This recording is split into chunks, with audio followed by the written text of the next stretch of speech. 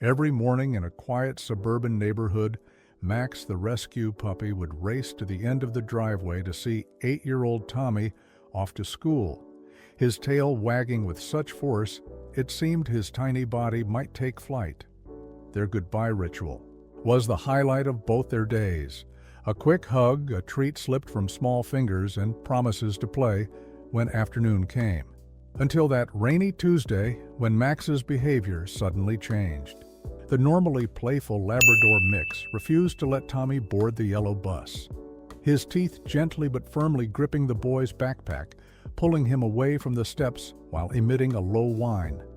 No one had ever heard from him before. Tommy's mother, Sarah, rushed forward to scold the dog, embarrassed by the scene he was causing, as the bus driver honked impatiently and other children pressed their faces against the windows. What happened in the next few minutes would leave an entire community shaken and a family forever grateful to a puppy they had rescued from the shelter just 3 months earlier.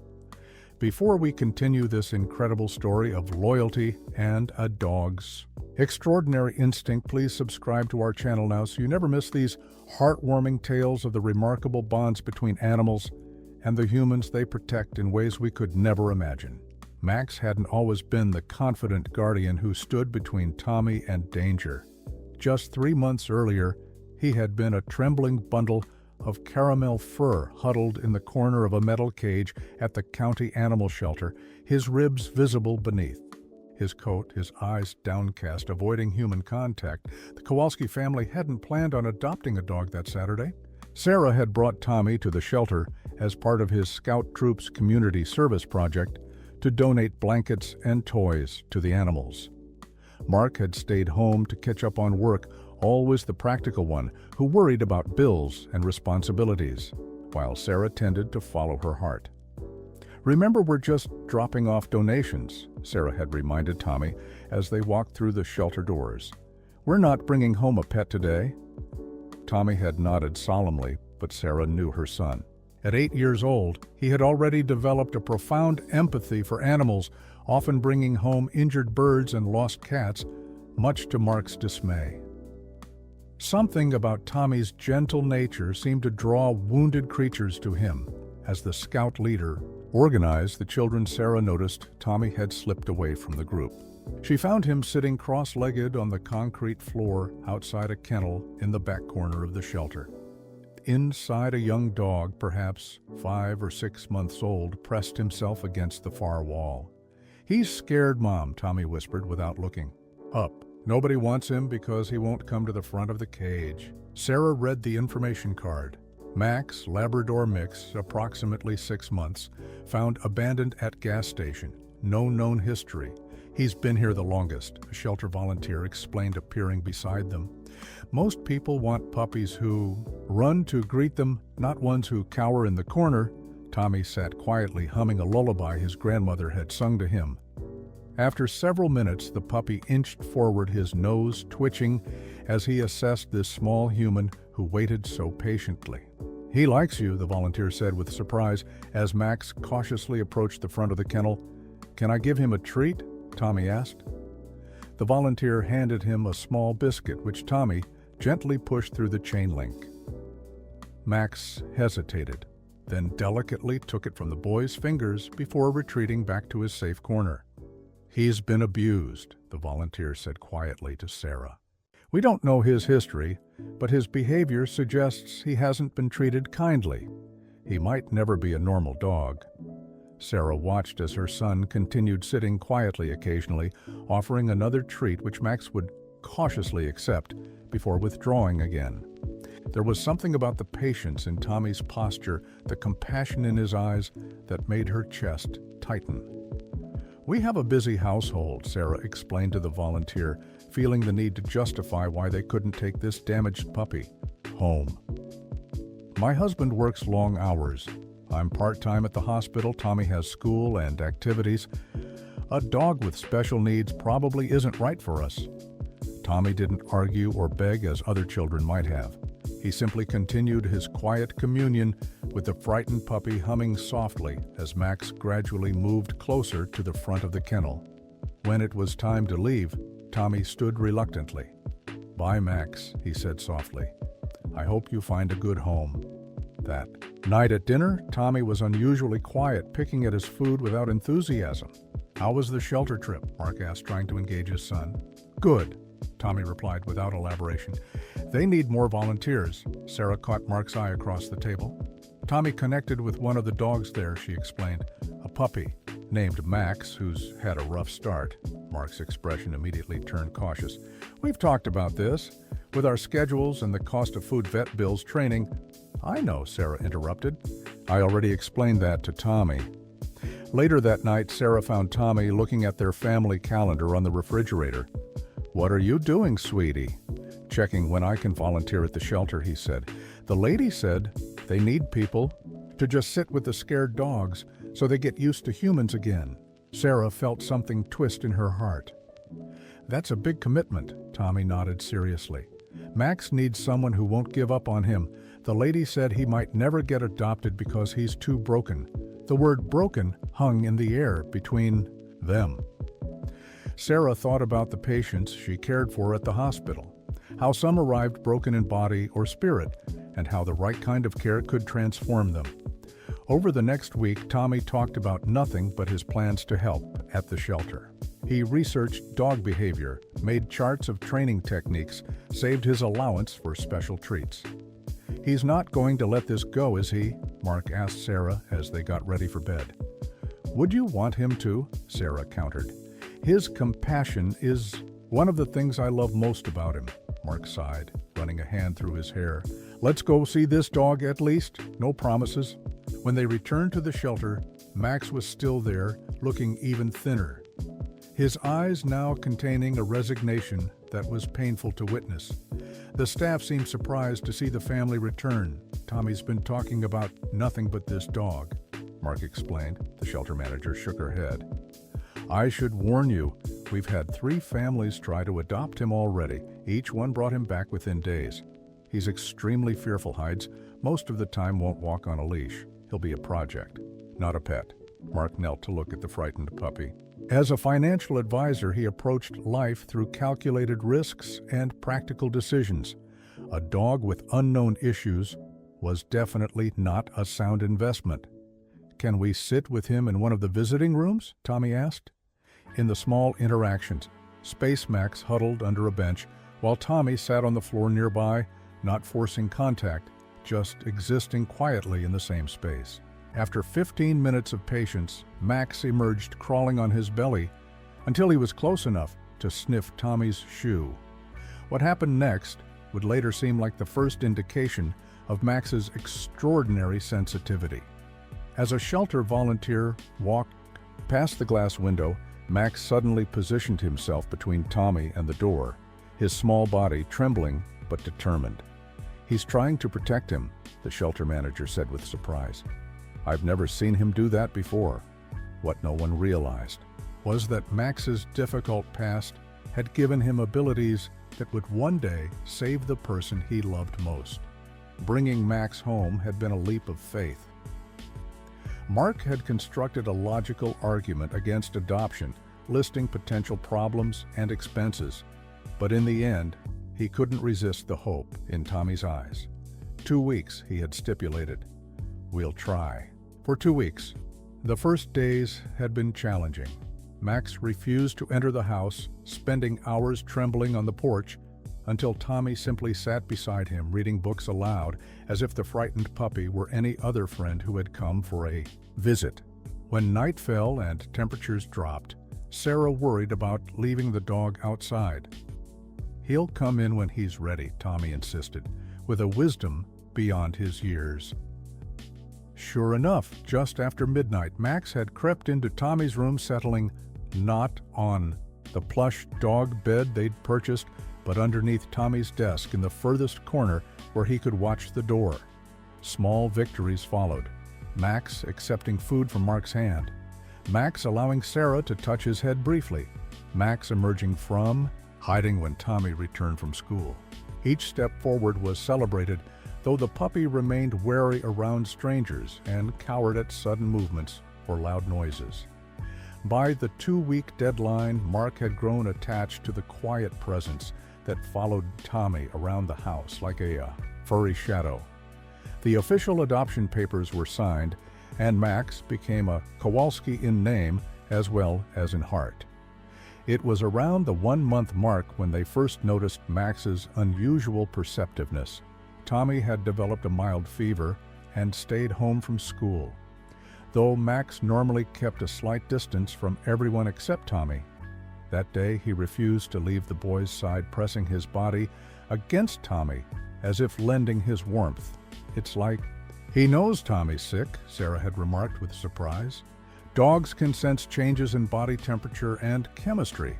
Mark explained, always the practical one. It's not mysterious, just biology, but more inexplicable incidents followed. Max growling at the repairman who was later arrested for burglaries in the neighborhood. Max waking the family at 3 a.m., pawing at the kitchen door where they discovered a dish towel had fallen onto a hot burner, nearly catching fire. Max placing himself between Tommy and a neighbor's dog seconds before it lunged unexpectedly. "He's protective," Mark would say, dismissing Sarah's suggestions that Max had some kind of sixth sense. All dogs guard their families, but even Mark had to admit Max's behavior went beyond normal canine instincts. The puppy seemed to anticipate problems before they occurred, as if connecting dots that humans couldn't see. The most dramatic example came when Tommy started having trouble at school. He had always been a quiet child, preferring books and Lego, constructions to sports and roughhousing. His gentle nature made him a target for a group of fourth-grade boys who had begun taunting him during recess and gym class. Tommy didn't tell his parents about the bullying, but Max knew something was wrong. The day Tommy came home with a bruised arm and torn backpack, claiming he had fallen during recess, Max had become agitated, pacing and whining, until Tommy broke down and told his parents the truth. The morning bus stop ritual had begun around this time. Tommy dreaded school but found comfort in those final moments with Max before climbing aboard the yellow bus that would take him away from his safe space at home. Max seemed to understand making each goodbye an elaborate ceremony of gentle licks and playful spins that left Tommy smiling even on the hardest days. Sarah would watch from the porch as Tommy knelt to hug Max, slipping him a treat and whispering something in his ear before boarding the bus. Sometimes she caught herself wishing Max could accompany Tommy to school, an emotional support animal to buffer him from the harshness of playground politics. "The dog is enabling his shyness," Mark had argued when Sarah suggested getting a doctor's note to allow Max at school. Tommy needs to learn to handle difficult situations himself. Though Sarah disagreed, she recognized her husband's concern came from love. Mark had been bullied as a child too, and believed resilience came from overcoming challenges, not avoiding them. Still, she noticed how her husband would linger on the porch each morning, watching Tommy and Max with a softness in his eyes that contradicted his practical words. As the weeks passed, Max gradually emerged from his shell. The cowering puppy was replaced by a more confident young dog who explored the backyard with enthusiasm and even allowed visitors to pet him, though he remained alert, always keeping Tommy in his sightline. The family settled into routines that incorporated their new member. Weekend hikes where Max could run free, evening reading sessions with Tommy on the floor and Max pressed against his side, morning rushes to get everyone fed, dressed, and out the door on time. It was during these busy mornings that Max's bus stop ritual became especially important. No matter how hectic the household, Tommy always allowed extra time for those precious moments with Max at the end of the driveway. Sarah would watch from the kitchen window as Tommy knelt to hug his dog, the two of them connected in a world of their own making. No one could have predicted how important this ritual would become, or how Max's protective instincts would soon be put to the ultimate test. The signs were there in retrospect: Max's increasing vigilance, his odd behavior whenever the school bus approached, his refusal to leave the window when Tommy was gone. The night before, everything changed. Max refused to sleep in his bed instead, pacing between Tommy's room and the front door, his nails clicking against the hardwood floors like a warning no one yet understood. Sarah had checked on him around midnight, finding the dog sitting at attention by the front window, his eyes fixed on the empty street. "What's wrong, buddy?" she had asked, stroking his head. "Tommy's safe in bed." Max had leaned against her briefly before returning to his vigil. Sarah dismissed it as another of the dog's quirks. Perhaps he had heard a raccoon or sensed a coming storm. If she had known what Max was trying to tell them, if she had somehow been able to decode his restless movements that night, perhaps she could have prevented the terror that awaited them the following morning. But like most humans, she underestimated what a damaged rescue dog could perceive. She couldn't have known that Max's difficult past had not only made him fearful, but had also heightened his senses, allowing him to detect threats invisible to the humans who had saved him. Nor could she have known that Max had already decided he would risk everything to return the favor. Tuesday dawned gray and drizzling, the kind of morning that made warm beds seem infinitely more appealing than the outside world. Sarah moved through the house with practiced efficiency, making lunches, checking homework, signing permission slips. Mark had already left for an early meeting, the smell of his coffee lingering in the kitchen. Tommy sat at the breakfast table, pushing cereal around his bowl with unusual lethargy. Max lay at his feet, refusing even the piece of toast Tommy offered. Under the table, an unprecedented rejection that made the boy frown. "Are you feeling okay, buddy?" Tommy asked, kneeling to look Max in the eyes. The dog's tail gave a half-hearted thump, but his posture remained tense, ears slightly back, eyes moving constantly between Tommy and the front door.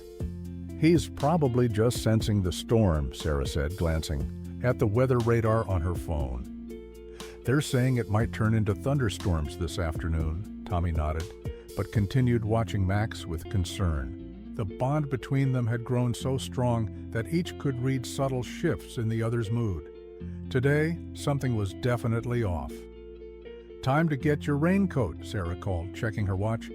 "Bus will be here in 10 minutes, as Tommy gathered his things.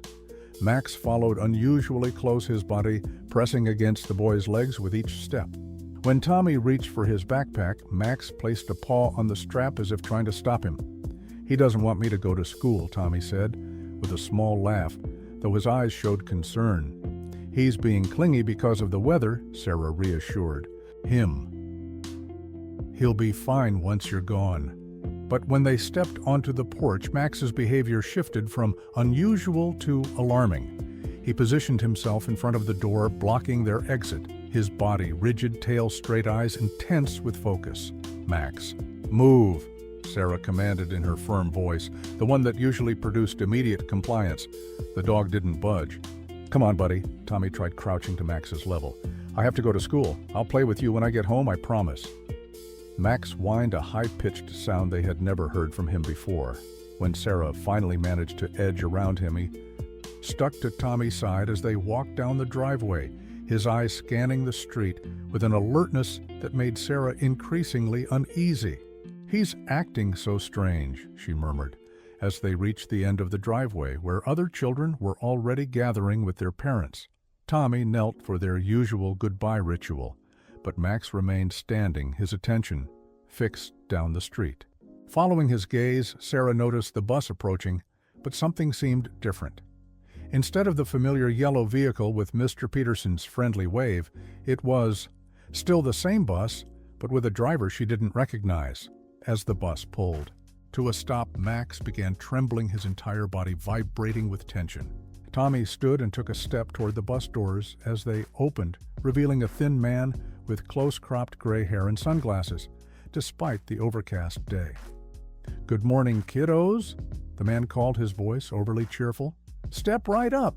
Several children boarded, while their parents waved and turned back toward their homes, already thinking about work emails and to-do lists. Tommy moved toward the steps, and that's when Max made his move.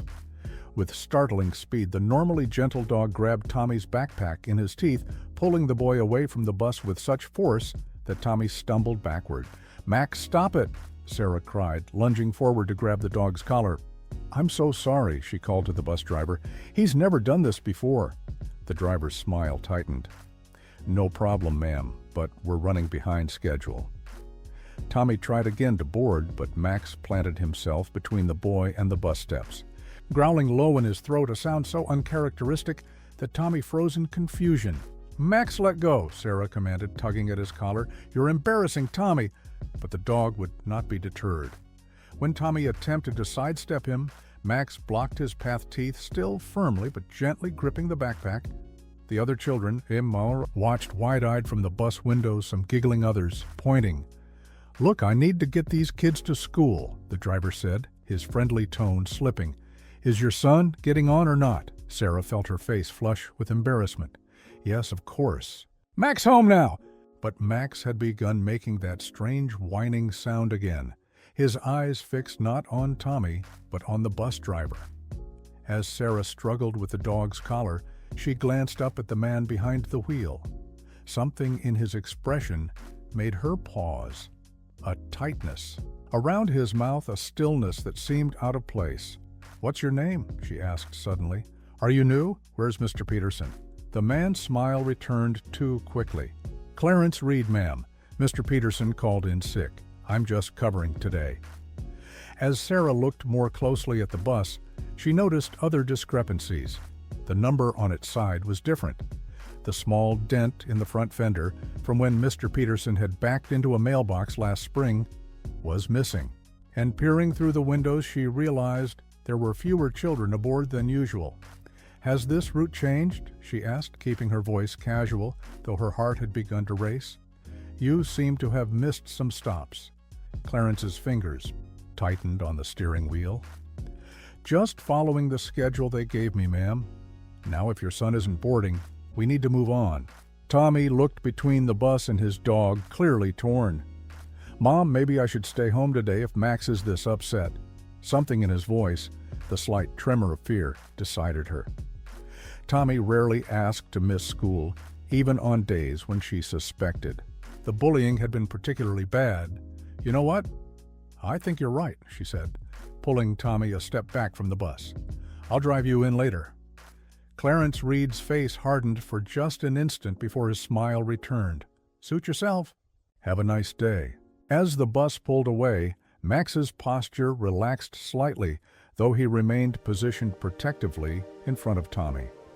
Sarah watched the vehicle disappear around the corner, her mind racing with half-formed suspicions. "Mom?" Tommy's voice pulled her attention back. "Why didn't you make me go?" Sarah looked down at Max, who had finally released Tommy's backpack, his intelligent eyes meeting hers with an intensity that seemed to convey a single message: danger. "Because," she said slowly, "I think Max was trying to tell us something important." What Max had somehow sensed in those few seconds at the bus stop was something no background check or security system had caught: the darkness behind Clarence Reed's eyes and the intentions he'd been planning for weeks. Sarah's phone rang just as she was ushering Tommy and Max back into the house. The caller ID showed Jessica Miller, a mother from Tommy's class whose daughter Olivia usually sat with Tommy on the bus. "Sarah," Jessica's voice was tight with worry. "Is Tommy with you? Did he get on the bus?" "No, he's home with me," Sarah replied, the uneasiness in her stomach intensifying. "Max was acting strange, so we decided to skip the bus today." "Why?" Jessica's relief was audible. "Thank God. I just got a call from another parent.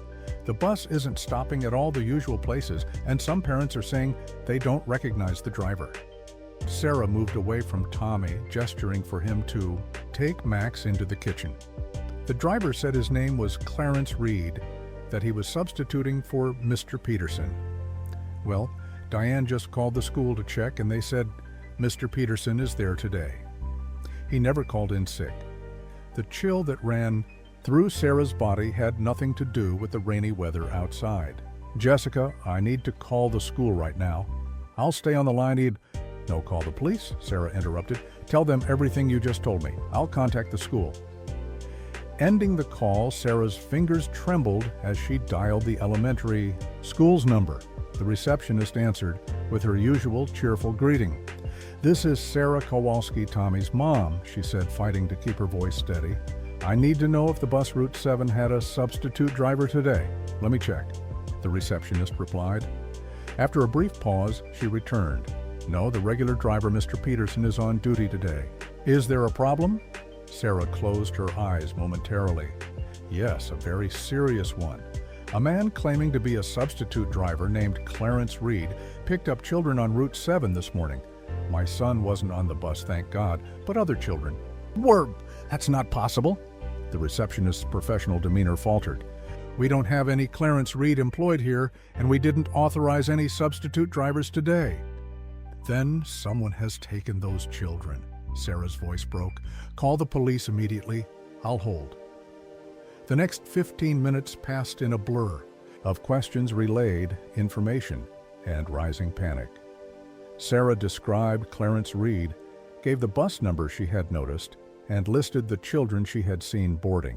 The school initiated emergency protocols, calling parents, contacting the transportation department, alerting authorities. When she finally hung up, Sarah found Tommy and Max sitting together on the kitchen floor, the boy's arms wrapped around his dog's neck. "Why, Mom, what's going on?" Tommy asked, his eyes wide with worry. "Is something wrong with the bus?" Sarah knelt beside them, choosing her words carefully. "There's some confusion about the bus routes today, sweetie. The school is sorting it out. I'm going to drive you to school a little later, once everything is cleared up." Tommy's gaze was too perceptive for such a simple deflection. "It's because of Max, isn't it? He knew something was wrong with that bus." Looking at the dog whose behavior had seemed so inexplicable just an hour ago, Sarah felt a wave of gratitude so intense it nearly overwhelmed her. "Yes, I think Max was trying to protect you. He's a very special dog." "Is Olivia okay?" Tommy asked suddenly. She got on the bus. Sarah pulled her son close, unsure how to answer. "The school and the police are looking for the bus right now. I'm sure they'll find it soon." Her phone rang again, this time showing Mark's number. "Sarah, what's happening?" he asked, without preamble. "The school just called me in a panic asking if Tommy was with us." "He's home safe," she assured him quickly. Explaining the morning's events, Mark's response was immediate. "I'm coming home. Have you called the police?" "They're already involved. The school contacted them." "Thank God you kept him home." Mark's voice cracked slightly. "How did you know?" Sarah looked at Max, who sat alert at Tommy's side. "I didn't. Max did." When Mark arrived home 20 minutes later, the street was filled with police cars and concerned parents. Officers took statements while school officials attempted to identify exactly which children were missing. The principal had arrived ashen-faced and shell-shocked. 14 children, she told the assembled parents. "We've confirmed 14 children are unaccounted for." A mother collapsed into her husband's arms, sobbing. Another demanded answers, shouting, questions no one could yet address. Sarah held Tommy's hand tightly while Mark paced the living room, making calls to everyone he knew in local government, looking for updates or ways to help. The police had issued an Amber Alert with the bus description. State troopers were checking highways, local officers were searching side roads. Helicopters had been dispatched to survey the area from above. Yet, as the first hour passed with no sightings, the sense of dread deepened. A detective named Ramirez set up a command post in the community center, interviewing each parent and child who had witnessed anything that morning. When it was Sarah's turn, she described Clarence Reed in detail, his appearance, his mannerisms, the inconsistencies in his story. "And you said your dog prevented your son from boarding?" Detective Ramirez asked. "Yes." Max grabbed Tommy's backpack and physically pulled him away from the bus. "He's never done anything like that before." The detective glanced at Max, who sat quietly at Tommy's feet. "That's unusual behavior for a dog." "Max is unusual," Tommy said with fierce loyalty. "He knows things." Detective Ramirez smiled gently at the boy. "What kind of things does he know, Tommy?" "When people are sad or sick. When something bad is going to happen." Tommy stroked Max's head. He woke everyone up when the kitchen was going to catch fire. He knew the mean repairman was a burglar before anyone else did. The detective's expression remained neutral, but Sarah could see the skepticism behind his professional demeanor. He was humoring a child not taking Max's behavior seriously as evidence. "Would you be willing to let Tommy and Max help us?" Detective Ramirez asked unexpectedly. "Sometimes children notice things adults miss, and if your dog is as perceptive as Tommy believes, he might recognize something about the bus or the driver if we show him pictures." Before Sarah could respond, another officer burst into the room. "We've had a call," he announced. "Someone reported seeing a school bus driving erratically on Route 16 heading west toward the county line." The atmosphere in the room instantly transformed from helpless waiting to focused action. Detective Ramirez stood grabbing his jacket. "We're setting up roadblocks and dispatching units to the area. If it's our bus, we'll have them soon." As police rushed to their vehicles, parents huddled together seeking comfort in proximity and shared hope. Sarah held Tommy close, whispering reassurances she wasn't sure she believed. Mark stood at the window watching the police cars speed away, his face set in grim determination. But Max's attention was elsewhere. He had moved to the family's wall map where Mark had pinned locations of clients, his nose twitching as he studied it with peculiar intensity. "What is he doing?" Mark asked, watching the dog's unusual behavior. Tommy approached his pet kneeling beside him. "He's trying to tell us something again." As police helicopters circled overhead and parents clutched photos of their children, Sarah held Tommy close, whispering, "Thank you," over and over to the dog. Everyone had once considered just an ordinary rescue. The hours that followed were the longest of Sarah's life. The community center had transformed into a crisis headquarters. Parents huddled around phones and televisions, desperate for any update on their missing children. Volunteers arrived with food and blankets, though few could eat. Counselors spoke in hushed tones to those on the edge of breakdown. Mark had joined a group of fathers organizing their own search parties, determined to cover areas the police might overlook. Tommy sat quietly between Sarah and Max, occasionally whispering to the dog, whose attention remained fixed on the large county map projected on the wall, where police marked possible sightings and search areas. By mid-afternoon, the earlier report had proven false. The bus spotted on Route 16 was a regular tour bus with no connection to the missing children. Each dead end, each false lead drained more hope from the room. Parents who had been angry became silent. Those who had been optimistic grew hollow-eyed. Detective Ramirez returned looking exhausted. "We've expanded the search to neighboring counties," he informed the room. "Every law enforcement agency in the state is looking for that bus. We will find them." But his words carried less conviction now. Too much time had passed. A psychiatrist from the FBI had arrived to create a profile of Clarence Reed based on witness descriptions, but with no criminal record to match. It was slow work piecing together who he might be and what his motivations were. "I don't understand," one father said, his voice breaking. "How does someone just take a bus full of children and disappear?" No one had an answer. In an age of surveillance, cameras, traffic monitors, and cell phones, it seemed impossible that 14 children could vanish without a trace. Yet here they were, hours into the nightmare, with nothing solid to pursue. Sarah noticed Tommy watching, Max with intensity. The dog had begun pacing between the map and the door, his behavior growing increasingly agitated. "What is it, buddy?" Tommy asked, crouching beside his pet. "Are you trying to tell us something again?" Max whined, pressing his nose against Tommy's hand, then moving back to the map where he pawed at a specific area in the rural western part of the county. "Mom," Tommy called quietly, "I think Max knows something." Sarah might have dismissed this as a child's wishful thinking before today. But after witnessing Max's behavior at the bus stop, she approached and studied the area the dog seemed focused on. "There's nothing out there," she said. "Just the old Millerton Road and some abandoned properties." Tommy's eyes widened. "The old dairy farm. Remember when we drove past it on the way to Grandma's?" You said it was creepy. Sarah did remember. A sprawling property with decaying outbuildings and a faded "no trespassing" sign half hidden by overgrown vegetation. They had driven past it many times on their way to her mother's house, never giving it much thought beyond noting its derelict state. "Honey, that's miles from any bus route," she said gently. "Why would Clarence Reed take the children there?" "Because no one would look there," Tommy replied, with simple logic. "It's hidden from the road and no one lives nearby to see or hear anything."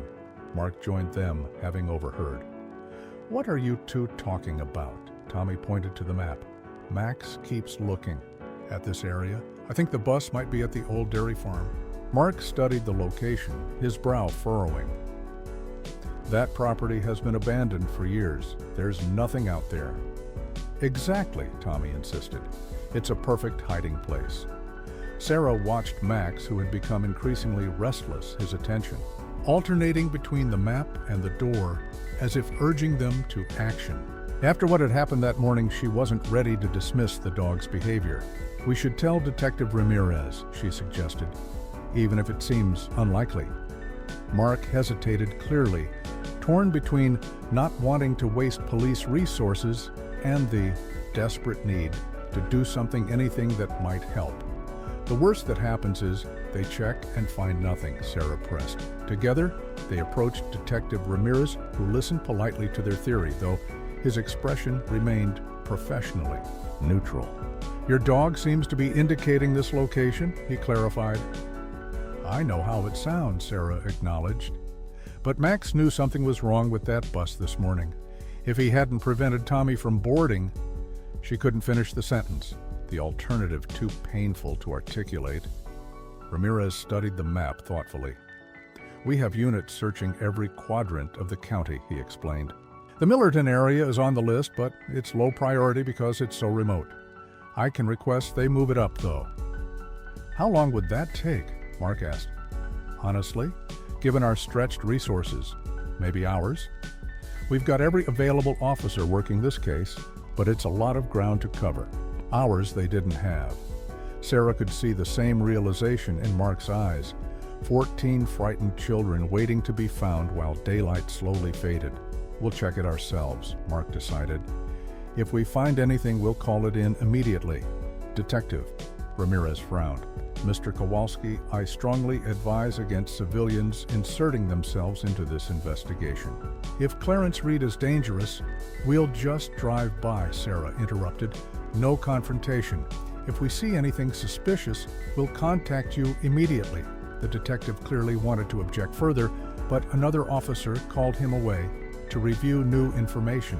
In the momentary gap, Mark turned to Sarah, his expression resolute.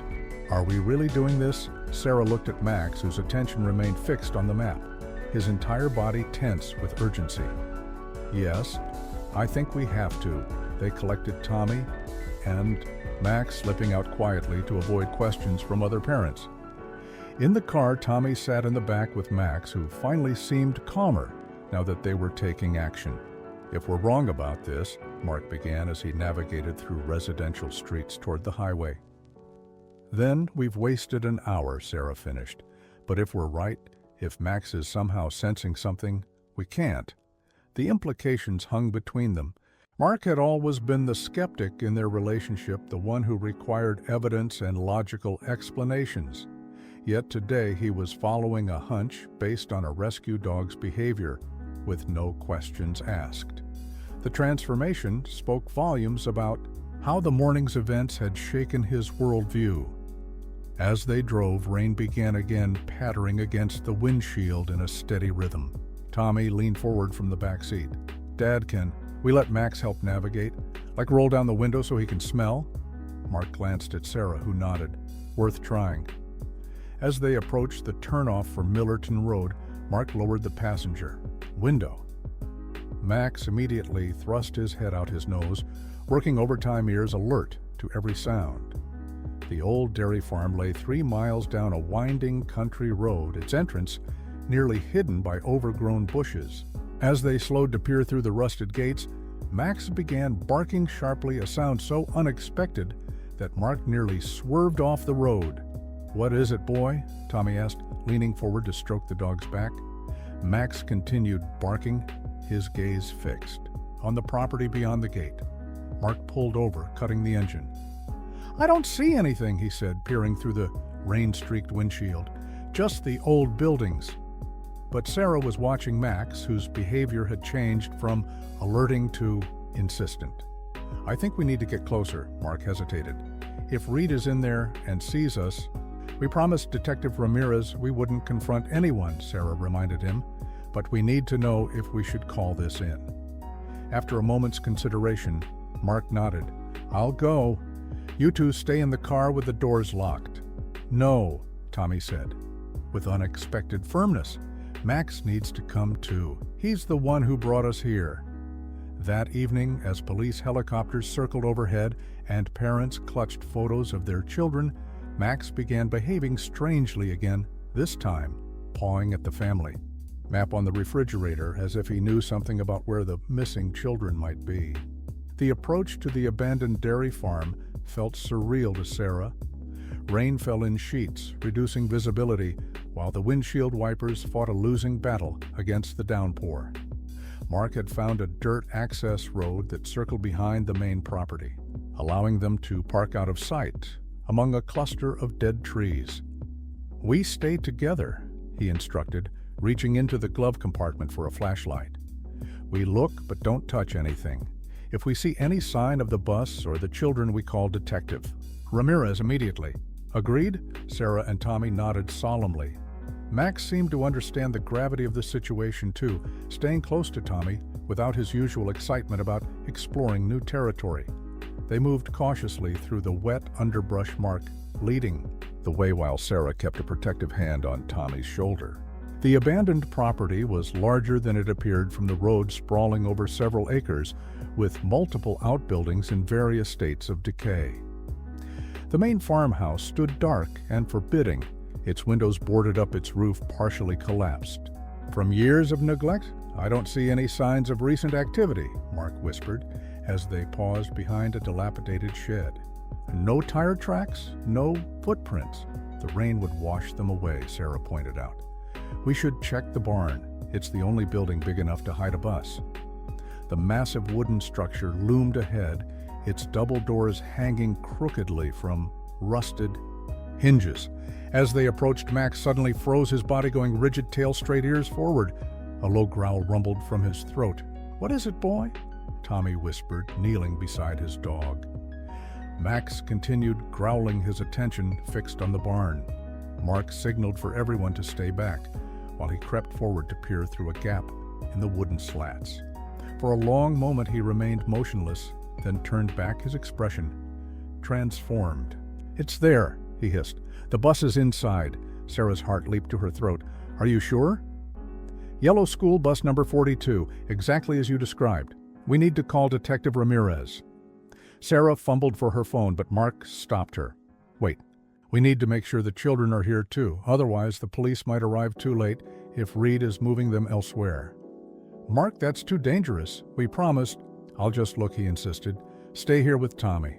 Before Sarah could object, further, Mark had slipped toward the barn's side entrance.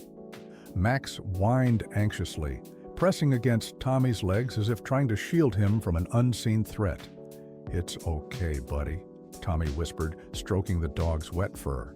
"Dad will be careful." The minutes crawled by, each second stretching painfully as they waited for Mark's return. The rain had soaked through their jackets, plastering hair to foreheads and sending cold rivulets down their backs. Sarah kept her arm around Tommy, trying to shield him from the worst of the downpour while scanning the property for any sign of movement. When Mark finally reappeared, his face was ashen. "They're in there," he confirmed, voice tight with controlled emotion. "All 14 kids huddled in the back of the bus. Reed is with them. He has what looks like a handgun." Sarah gasped involuntarily. "Did he see you?" "No. I stayed in the shadows." Mark was already dialing his phone. "We need to get the police here now." The call to Detective Ramirez was brief and urgent. Mark described their location, the confirmation of the bus and children, and most critically, the presence of a weapon. Ramirez instructed them to retreat to their car and wait for police who were already being dispatched to the scene. "They're 15 minutes out," Mark reported as he ended the call. "We need to move back to the car." They had taken only a few steps when a sharp crack echoed across the property, the sound of the barn's side door opening. Instantly, Mark pushed Sarah and Tommy behind the shed, gesturing for silence. Max flattened himself against Tommy, making no sound despite his obvious distress. Through the rain, they could make out a tall figure emerging from the barn, scanning the property with suspicious eyes. Clarence Reed looked nothing like the affable bus driver from that morning. His posture was tense, his movements precise as he examined the muddy ground around the barn. "He knows someone's here." Mark breathed the words barely audible. Sarah clutched Tommy tighter, feeling him tremble against her. Max remained unnaturally still, his eyes tracking Reed's every movement. Reed returned to the barn, closing the door behind him. Mark waited several heartbeats before signaling them to move. "Back to the car," he mouthed. Quickly, but quietly, they crept through the rain, giving the barn a wide berth. Sarah's every sense was heightened, the squelch of mud beneath their shoes sounding thunderous to her ears. Tommy moved with surprising stealth, Max glued to his side like a furry shadow. They had nearly reached the tree line when disaster struck. Tommy's foot caught on an exposed root, sending him sprawling into a puddle with a splash that seemed to echo across the entire property. Max reacted instantly, placing himself between Tommy and the barn, his hackles raised. Sarah helped Tommy too, his feet heart-pounding as she glanced toward the barn. For a terrible moment, she thought they'd escaped notice. Then the side door flew open, and Reed emerged this time with clear purpose, his hand gripping something at his waistband. "Run!" Mark hissed, pushing them toward the trees. They fled through the underbrush, branches whipping at their faces, roots threatening to trip them at every step. Tommy ran with determination, Max keeping pace beside him while Sarah and Mark brought up the rear, constantly glancing back for signs of pursuit. When they reached the car, Mark fumbled with the keys, hands shaking from adrenaline and cold. "Get in!" Tommy climbed into the back seat with Max while Sarah took the passenger side. Mark had just inserted the key when headlights suddenly illuminated the access road ahead. Not Reed, but a police cruiser arriving on scene, followed by two more, their light bars flashing silently. Detective Ramirez emerged from the lead vehicle, approaching with purposeful strides. 4 officers flanked him, weapons drawn but held low. "Mr. Kowalski," he acknowledged, "we have tactical units 2 minutes out. I need you to confirm the location of the suspect and the children." Mark described the barn's layout, where the bus was parked and where he had seen the children. He mentioned Reed's weapon and his apparent awareness that someone had been on the property.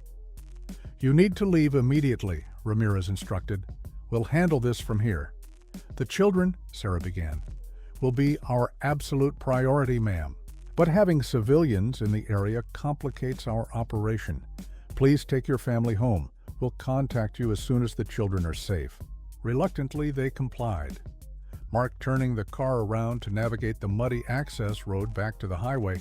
In the back seat, Tommy hugged Max, whispering praise and gratitude into the dog's wet fur. "He did it, Mom," Tommy said, his voice filled with wonder. "Max found them." Sarah reached back to squeeze her son's hand. "Yes, he did.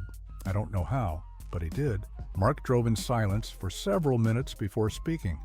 "I've spent my whole life believing in what I can see and touch and prove," he said finally.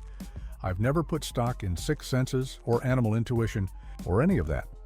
But today," he didn't need to finish. Today had changed everything for all of them.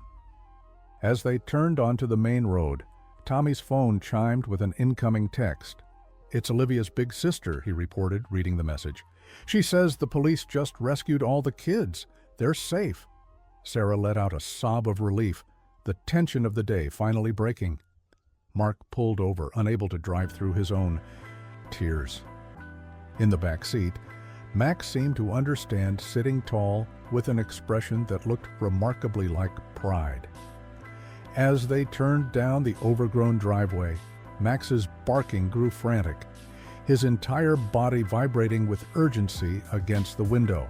While in the distance, barely visible through the trees, they spotted something yellow. The community center erupted with joyous chaos as news of the rescue spread. Parents who had spent hours in anguished waiting collapsed into each other's arms, sobbing with relief. Police officers coordinated the reunion process, explaining that the children would be brought directly to the center after brief medical examinations to ensure everyone was physically unharmed. Sarah, Mark, and Tommy sat together in a quiet corner, the day's events having left them emotionally drained, yet unable to leave until they witnessed the children's safe return. Max lay at Tommy's feet, occasionally lifting his head when the door opened, accepting gentle pats from passing officers and parents who had heard about his role in the rescue. Detective Ramirez approached, looking exhausted but satisfied. "I wanted to update you personally," he said, crouching to be at eye level with Tommy. "All 14 children are safe. They're scared and a bit dehydrated, but otherwise unharmed." "And Clarence Reed?" Mark asked. Ramirez's expression hardened. "In custody. He attempted to flee when our tactical team entered the barn, but didn't get far." He paused, glancing at Tommy before choosing his next words carefully. "We found concerning items in his vehicle suggesting this wasn't a spontaneous act. He had planned this for some time." Sarah shuddered, pulling Tommy closer. Ramirez continued in a lower voice, "We're still putting together his background, but it appears he's wanted in connection with similar attempts in other states. He's been moving around using different identities." "How did he get the bus?" Mark asked. "How did he know the route?" "He worked as a janitor at the bus depot for 3 weeks, just long enough to learn the schedules and access the spare keys. He chose your route because it covers some of the more remote areas of the district." Ramirez shook his head. "He studied. The regular driver mimicked his uniform. The perfect impersonation, except for one thing." "What's that?" Sarah asked. "He couldn't fool your dog?" Ramirez looked at Max with newfound respect. "In my 20 years of law enforcement, I've worked with trained canine units that wouldn't have managed what your rescue dog did today." Tommy beamed with pride, stroking Max's head. "I told you he knows things. He certainly does." Ramirez extended his hand to the dog, palm up in a friendly gesture. Max sniffed it cautiously before allowing a brief pat. "The chief wants to present him with an honorary badge at a ceremony next week. Would that be okay with you, Tommy?" Tommy's eyes widened. "Max gets to be a police dog? An honorary one?" Ramirez clarified with a smile. "The first in our department's history."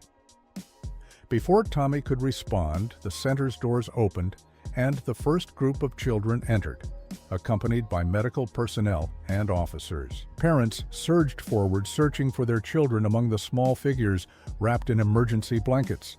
The reunion scenes that followed were almost too powerful to watch. Mothers and fathers kneeling to embrace their children with the desperate gratitude of those who had glimpsed an unbearable alternative.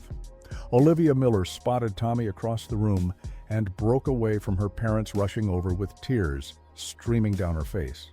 "Tommy, you weren't on the bus. Max saved you." Tommy stood to receive his friend's hug. "Are you okay? What happened?" Olivia's words tumbled out breathlessly.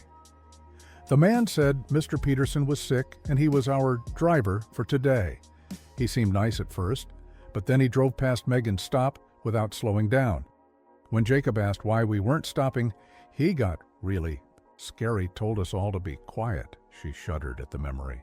"He took our phones and drove us to that old farm, made us stay on the bus, said if we tried to leave, he'd hurt us."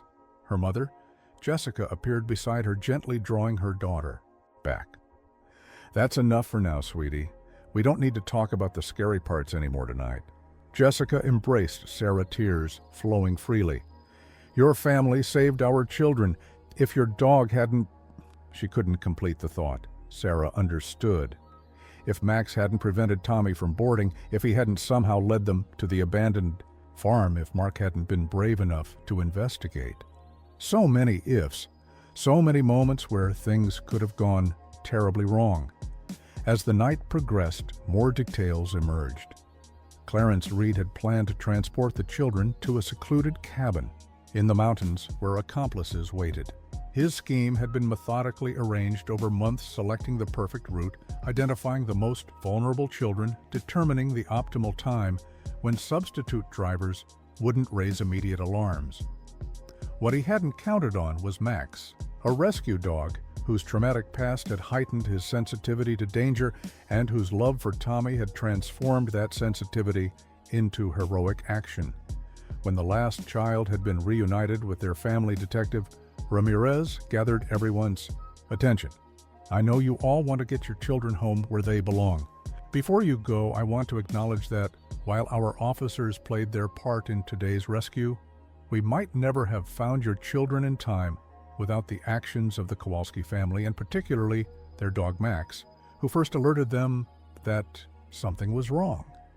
All eyes turned to Max, who seemed embarrassed by the sudden attention, ducking his head against Tommy's leg. Sometimes, Ramirez continued, heroes come in unexpected forms. Today, a rescue dog became a rescuer. A spontaneous round of applause filled the room, followed by parents approaching to thank the family personally. Children knelt to pet Max, many of them crying as they embraced the dog who had indirectly saved them. Through it all, Max remained gentle, accepting the attention with dignity, maintaining his protective position beside Tommy. When they finally returned home, exhausted and emotionally drained, it was well past midnight. Tommy had fallen asleep in the car, Max's head resting on his lap. Mark carried the boy to bed while Sarah brought up a bowl of water for Max, who hadn't left Tommy's side since they returned from the farm. He should sleep in Tommy's room tonight, Mark said, surprising Sarah with this exception to the usual house rules. "I think they both need it." After settling Tommy and Max, Sarah and Mark collapsed onto the living room sofa, the day's events playing on repeat in their minds. "He really did know," Mark said, breaking the silence. "All those little things we dismissed as coincidence, the fire, the repairman, he was trying to protect us each time." Sarah nodded, leaning against his shoulder. "Remember when you said adopting a dog with issues would be nothing but trouble?" Mark's laugh held no humor. "I've never been so glad to be wrong." The news coverage began almost immediately. By morning, reporters had gathered outside their home, eager for interviews with the family, whose rescue dog had helped save 14 children. The school announced it would remain closed for several days to provide counseling services. Parents organized a community-wide celebration to honor Max and the Kowalski family. Through it all, Max remained himself, watchful, protective, devoted to Tommy. If he understood his newfound celebrity, he showed no sign of it, caring only that his family was safe and together. What happened next would later be described by responding officers as the most extraordinary case of animal intuition they'd encountered in their entire careers.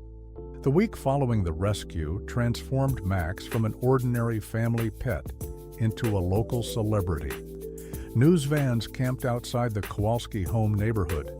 Children left handmade cards and dog treats on the porch, and social media exploded with the story of the rescue dog who had saved 14 children from abduction.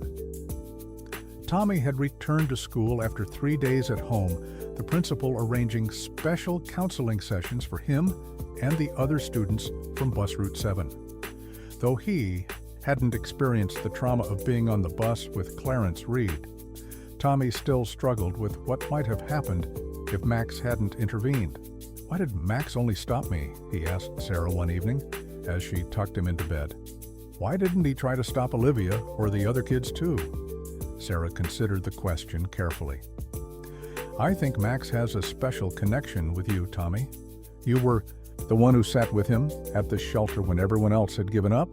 You saw something in him that no one else did. But the other kids could have been hurt. Max did save them, though, just in a different way. By stopping you, he made us pay attention. He led us to where they were being held." She smoothed his hair back from his forehead.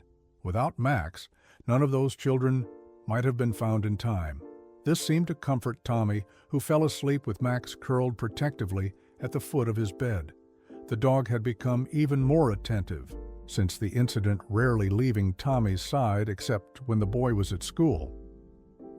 On Thursday, Detective Ramirez called with news about Clarence Reed. "We've confirmed his identity," he told Sarah. "His real name is Clayton Reynolds. He has a history of similar attempts in 3 other states, though he never succeeded in actually abducting children before." What was he planning to do with them? Sarah asked, her voice dropping to ensure Tommy couldn't overhear from the next room. Ramirez hesitated. "We're still investigating, but it appears he was working with an online network that—" He paused, searching for appropriate words. "That exploits children. The FBI has taken over that aspect of the case." Sarah felt physically ill. "And he would have had Tommy too, if not for Max." "Exactly. Which is why we're still very interested in your dog's behavior. That morning, we've consulted with animal behaviorists who suggest Max may have detected stress pheromones or other chemical signals from Reynolds that humans can't perceive." Sarah thought about Max's history, his traumatic beginning, and the sensitivity he had developed as a result. Or maybe he just knows when someone has darkness inside them. He was abused before we adopted him.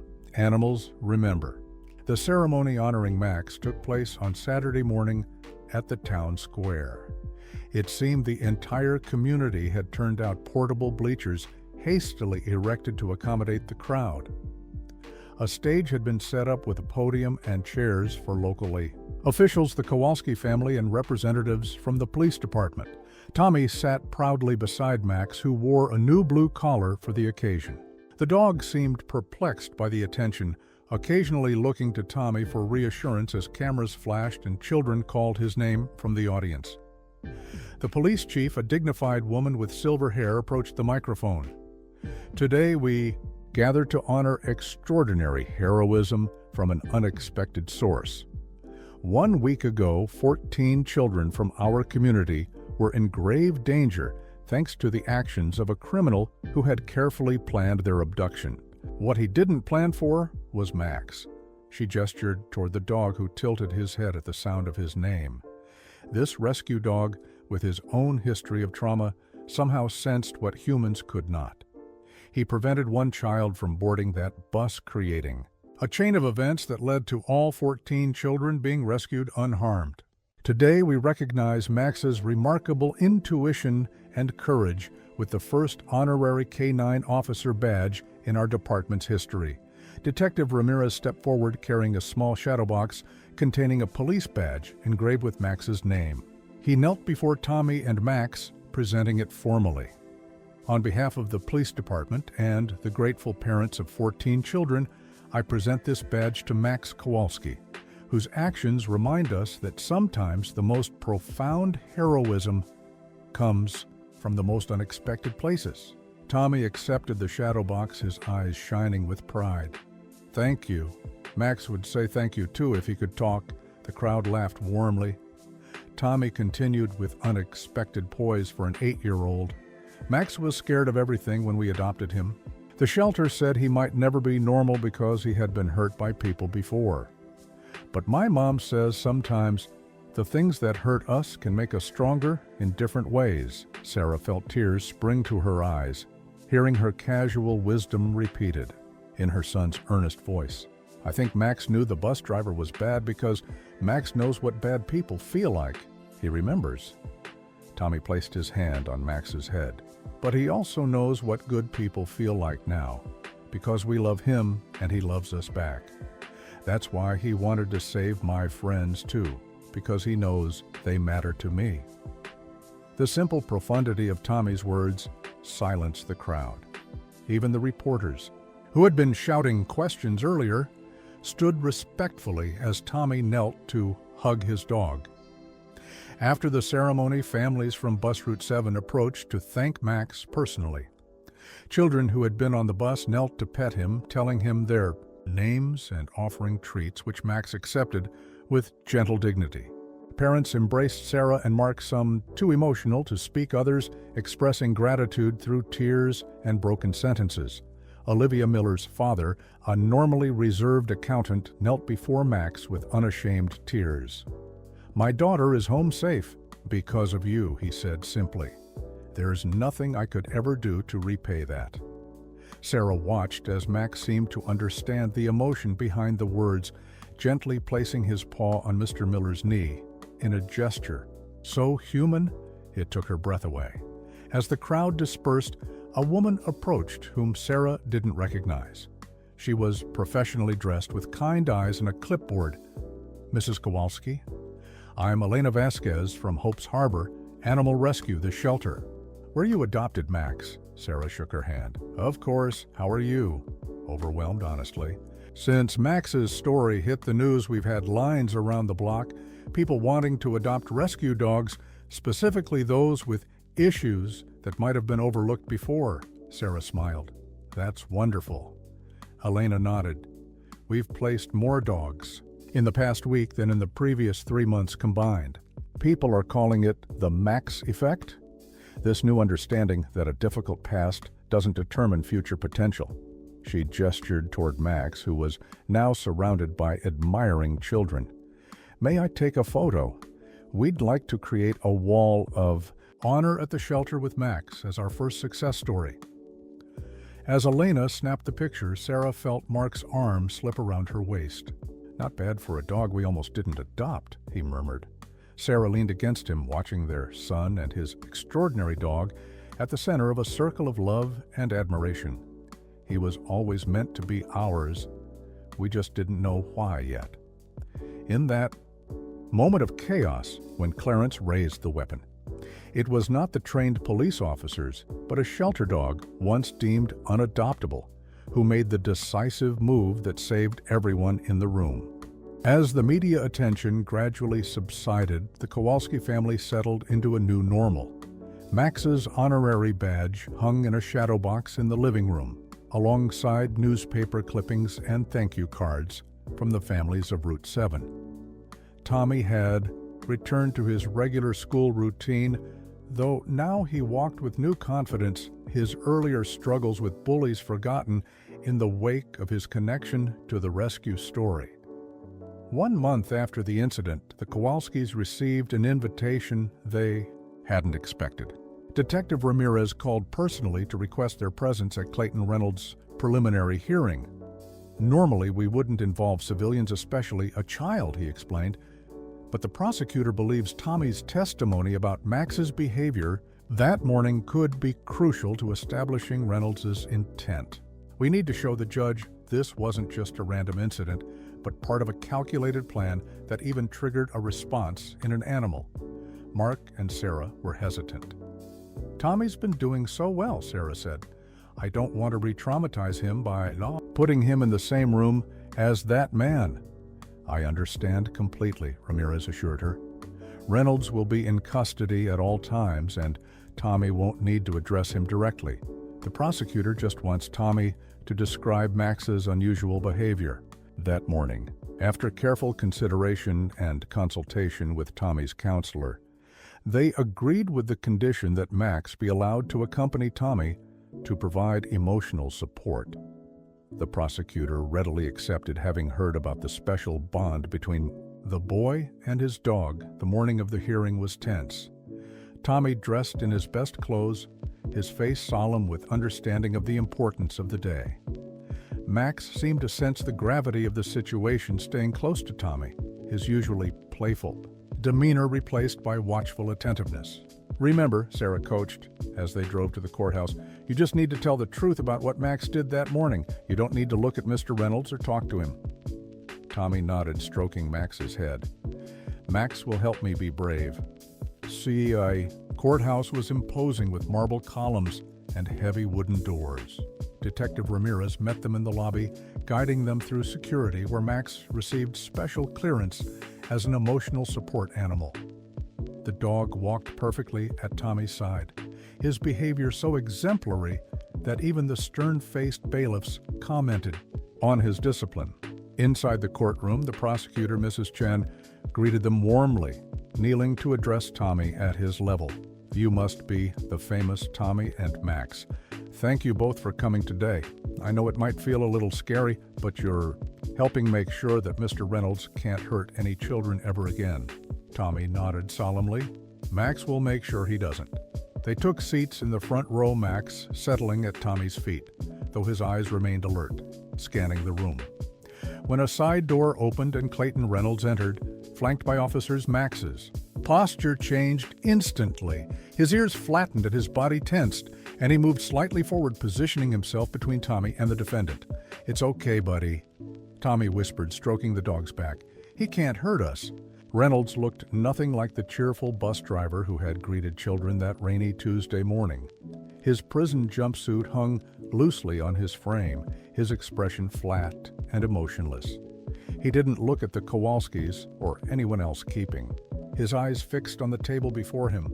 The judge entered a stern-faced woman who nevertheless smiled when she noticed Max. "I understand we have a special witness today," she remarked. The prosecutor nodded. "Yes, Your Honor. Max Kowalski is present as emotional support for our young witness, Tommy Kowalski.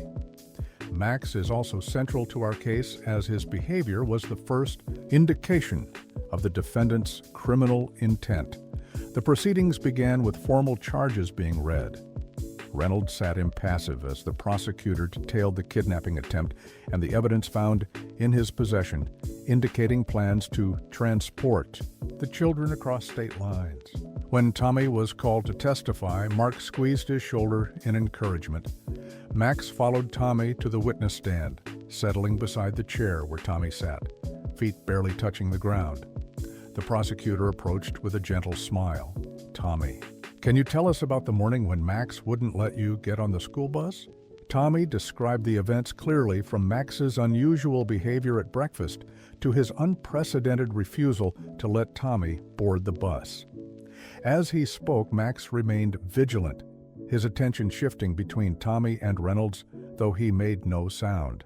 "And Max had never behaved this way before when you were getting on the school bus," Ms. Chen clarified. "Never," Tommy confirmed.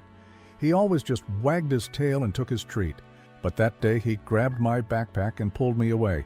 He was trying to save me." "Objection," Reynolds' attorney interrupted. "Speculation as to the animal's intentions." "Sustained," the judge ruled. "Tommy, please just tell us what you observed, not what you think Max was thinking." Tommy nodded. "Max pulled me away from the bus. He stood between me and the steps. He made a sound I never heard before, like a whine, but scarier." The prosecutor continued, gently guiding Tommy through his recollection of that morning, how his mother had noticed discrepancies with the bus and driver, how Max had later led them to the abandoned dairy farm. Throughout Tommy's testimony, Max remained alert, his eyes frequently moving to Reynolds, though he made no aggressive moves. When Tommy finished, the judge thanked him for his bravery, allowing him to return to his parents. As Tommy and Max passed the defense table, Reynolds shifted slightly in his chair. What happened next occurred so quickly. Many in the courtroom would later disagree about the exact sequence of events. Reynolds' hand moved toward his leg, where he had somehow concealed a makeshift weapon fashioned from a sharpened plastic utensil. Before the guards could react, Max lunged forward, placing himself between Reynolds and Tommy, his teeth bared in a warning snarl that stopped Reynolds mid-motion. Courtroom erupted in chaos. Guards rushed to restrain Reynolds, who had frozen at Max's sudden intervention.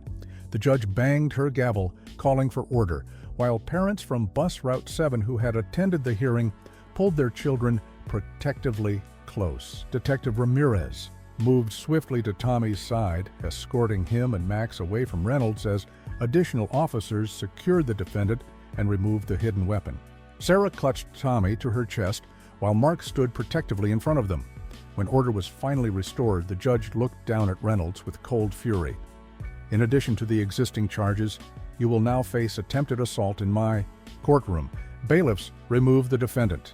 As Reynolds was led away, the judge turned her attention to the Kowalskis, specifically to Max, who had returned to his calm, composed demeanor once Tommy was safe.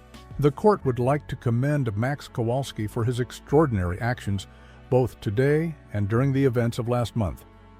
It appears his instincts about the defendant have been validated yet again. Outside the courtroom, Detective Ramirez apologized profusely. "We searched him thoroughly. He must have obtained that shiv while in transport. I'm so sorry Tommy was put at risk." "But he wasn't," Mark pointed out, resting his hand on Max's head. "Because Max was here." Tommy knelt, hugging his dog tightly. "You knew he was still bad," he whispered. "You knew before anyone else." Experts would later explain that dogs can detect subtle changes in human scent caused by adrenaline or fear. But Tommy's family knew there was something more, something that couldn't be explained by science alone, in the bond between a boy and the dog who'd chosen to protect him. The courthouse incident cemented Max's reputation, not just locally, but nationally. Video from the courtroom security cameras leaked online, showing the moment Max had sensed Reynolds' intent seconds before anyone else perceived the threat. News programs, animal behaviorists, and psychology experts all weighed in on the remarkable footage, debating whether Max's actions represented extraordinary animal intuition or something that defied conventional explanation. For the Kowalski family, the most significant outcome was the accelerated prosecution of Clayton Reynolds. Following his attempted assault in the courtroom, the district attorney offered a plea deal that Reynolds' lawyers quickly accepted. He would serve consecutive sentences, ensuring he remained imprisoned for decades with no possibility of early release. "It's over," Detective Ramirez told them when he called with the news. "He'll never be able to hurt another child, and it's because of your family, because of Max, that we caught him before he succeeded." Though the legal proceedings had concluded, the emotional impact continued to ripple through the community. Parents became more vigilant about school transportation. The district implemented stricter security measures for bus drivers and substitutes, and children developed a new awareness of potential dangers, balanced carefully by counselors against creating unnecessary fear. The most remarkable transformation, however, was in the local animal shelter. Hope's Harbor experienced an unprecedented surge in adoptions, particularly of dogs with special needs or behavioral challenges. Families specifically requested animals that had been overlooked, animals like Max, who might need extra patience, but could offer extraordinary loyalty in return. Elena Vasquez, the shelter director, invited the Kowalskis to a special event marking the shelter's first ever Empty Kennels Day.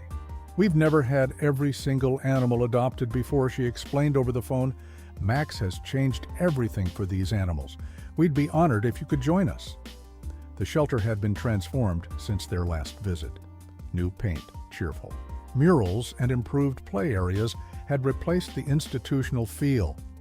Most striking was the wall of second chances, where photographs of adopted animals hung alongside stories of their new lives.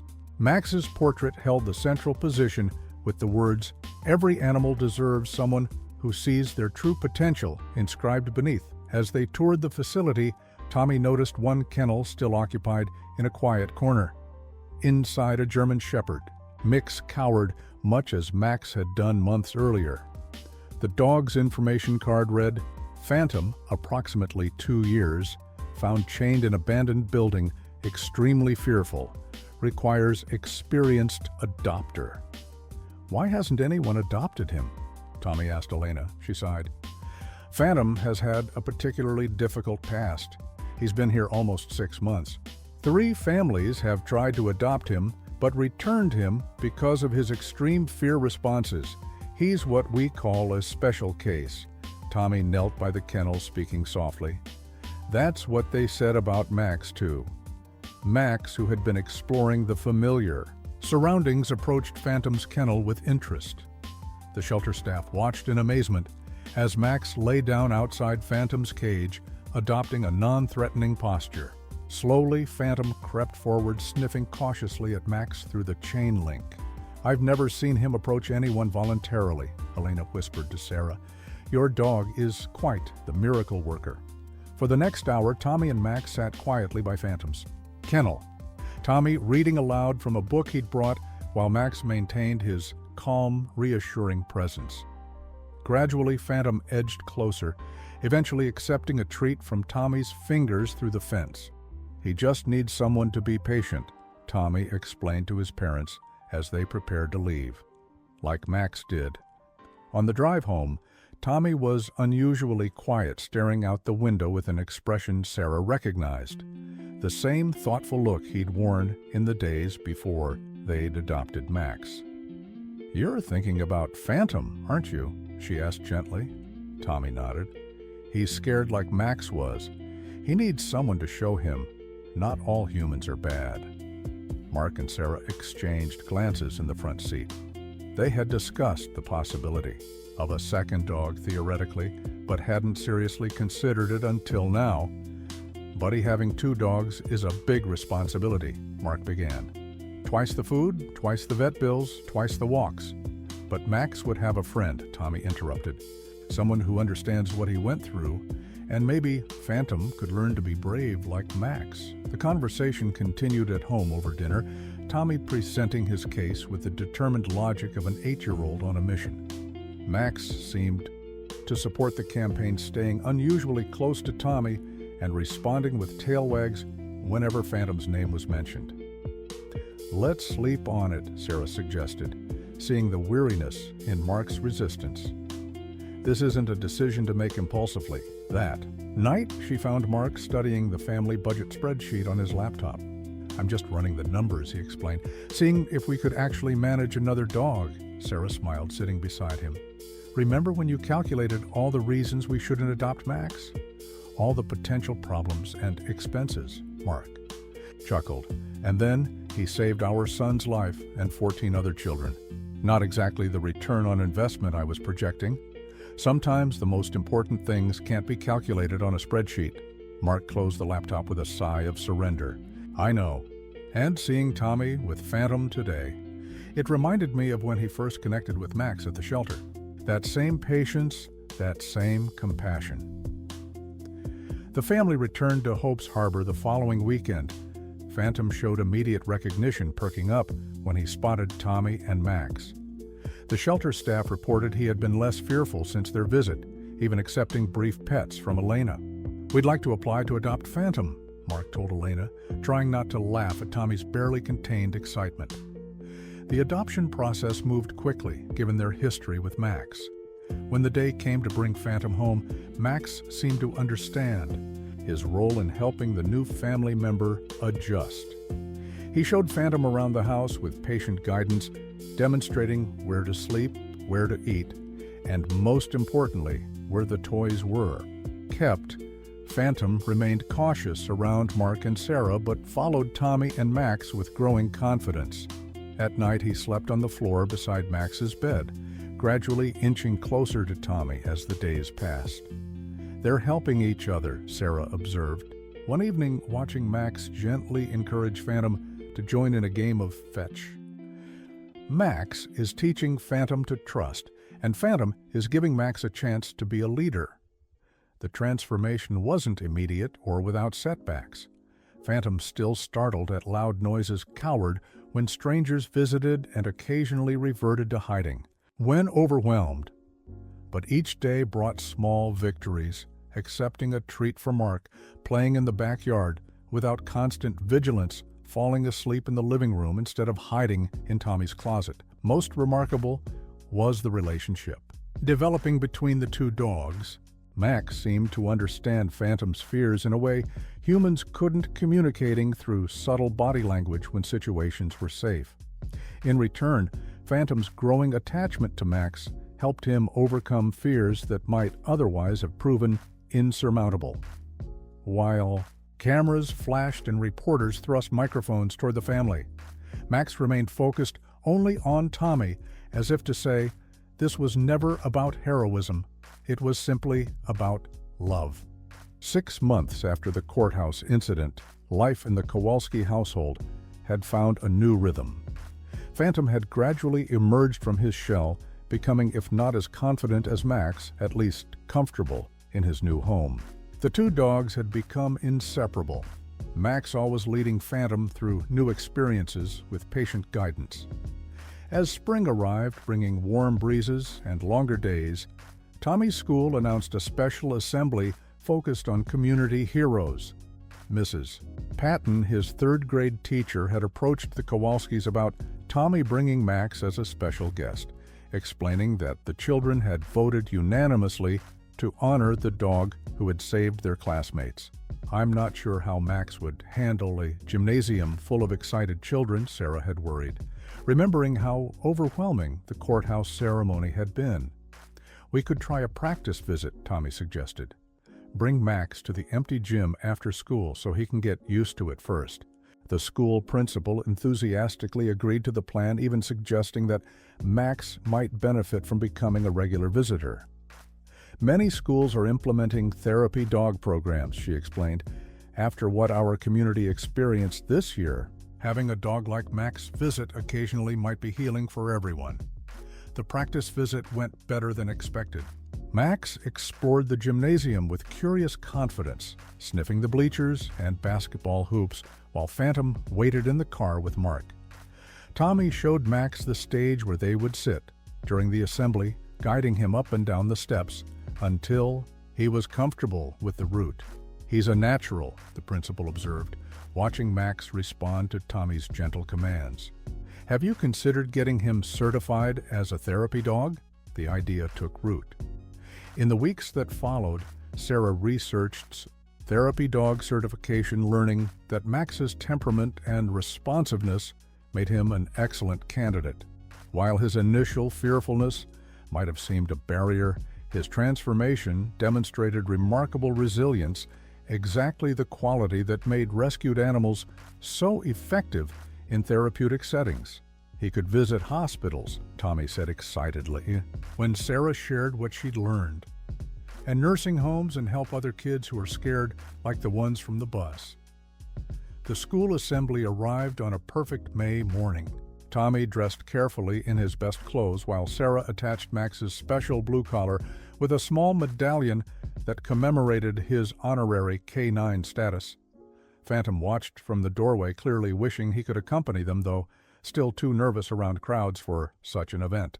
"Next time, Buddy," Mark promised the German Shepherd, kneeling to ruffle his ears. One step at a time. The gymnasium was packed with students, teachers, parents, and local officials. A special section had been reserved for the families from bus route. 7, many of whom had maintained close friendships with the Kowalskis in the months since the rescue. Olivia Miller waved excitedly from the second row where she sat between her parents. When Tommy and Max entered, a spontaneous cheer erupted, startling Max momentarily. He pressed against Tommy's leg, seeking reassurance, then relaxed as he recognized several familiar faces in the crowd. Together, they made their way to the stage where the principal welcomed them warmly. "Today we honor heroism in its purest form," she began, addressing the assembled students. "Not someone who sought fame or recognition, but a rescued dog who acted out of love and loyalty, protecting not just his boy, but ultimately 14 other children." The assembly included a carefully edited video presentation about Max's journey from frightened shelter dog to community hero. Children from bus route. 7 shared their stories with remarkable composure given their young ages. Teachers presented a book of thank you letters and artwork the students had created for Max. When it was Tommy's turn to speak, he approached the microphone with Max at his side. The dog sat attentively beside him, occasionally glancing up as if checking that Tommy was okay. "Max wasn't always brave," Tommy began, his voice clear despite the large audience. "When we found him at the shelter, he was so scared he wouldn't even come to the front of his cage. The shelter people said he might never be normal because bad things had happened to him before." He paused, looking down at Max with obvious pride. "But being scared doesn't mean you can't be brave. It just means being brave is harder. Max is the bravest because he was the most scared first." The simplicity and wisdom of Tommy's words resonated through the gymnasium. Parents dabbed at tears, teachers exchanged glances of appreciation, and students leaned forward, captivated by the story of the frightened puppy who had become a hero. "Now we have another dog named Phantom," Tommy continued. "He's scared too, but Max is teaching him how to be brave. That's what heroes do. They don't just save people, they help others learn to be brave too." As the assembly concluded, children were permitted to approach Max in small groups under Tommy's supervision. Max accepted their attention with dignified patience, allowing gentle pets and occasionally offering a paw to shake. Even children who normally feared dogs found themselves drawn to Max's calm presence. Later that afternoon, as they walked home from school, Tommy and Max followed their usual route, passing the bus stop where their extraordinary journey had begun.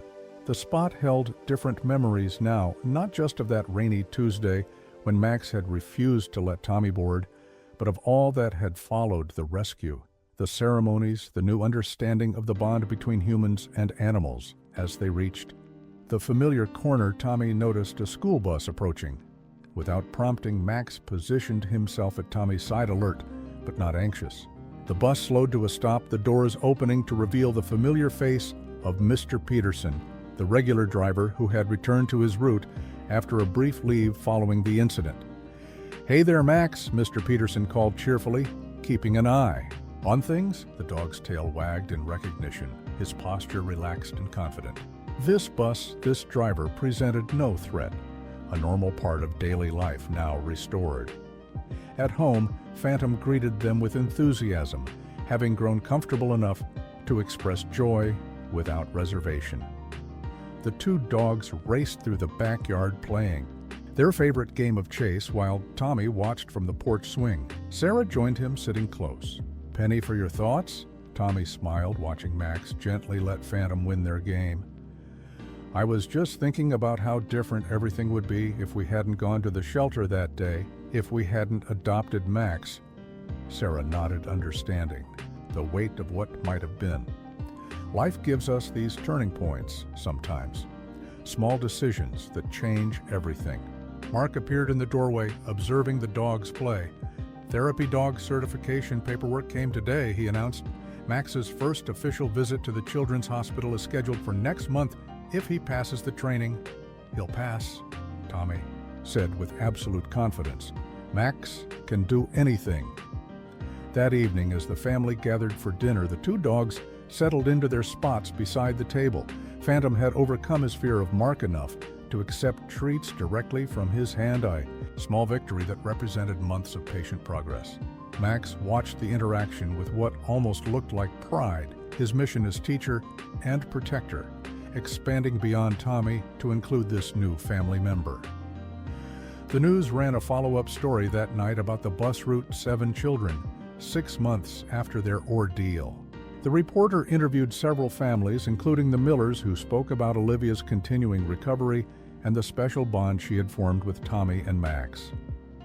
"Some stories end when the rescue happens," the reporter concluded, "but this one continues as a community heals with the help of an extraordinary dog who reminds us all that heroes can come in unexpected forms."